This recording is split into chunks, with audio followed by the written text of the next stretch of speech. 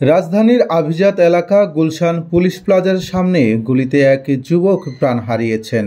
নিহতের নাম পরিচয় জানাতে পারেননি পুলিশ। তার বয়স আনুমানিক ৩০ থেকে ৩৫ বছর। বৃহস্পতিবার আজ রাত ৯টার দিকে গুলশান পুলিশ প্লাজার উত্তর পাশের সড়কে এ ঘটনা ঘটে। গুলশান থানার উপপরিদর্শক এসআই মারুফ আহমেদ ঘটনার সত্যতা নিশ্চিত করে জানিয়েছেন, প্রাথমিকভাবে নিহত ব্যক্তি পুলিশ প্লাজার উত্তর পাশের রাস্তায় দাঁড়িয়েছিলেন। সেখানে কয়েকজনের সঙ্গে হঠাৎ তার ধস্তাধস্তি শুরু হয়।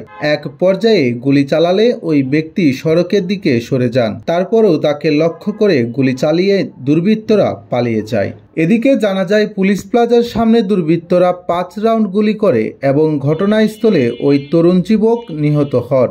পুলিশ, ডিবি ও র্যাবের টিম ঘটনাস্থলে পৌঁছালে পরিস্থিতি নিয়ন্ত্রণে আসে। বর্তমানে লাশ ঢাকা মেডিকেল হাসপাতালে নিয়ে যাওয়া হয়েছে। এদিকে ঘটনার বিস্তারিত জানার চেষ্টা চলছে বলে জানিয়েছেন গুলশান থানার ওই পুলিশ কর্মকর্তা।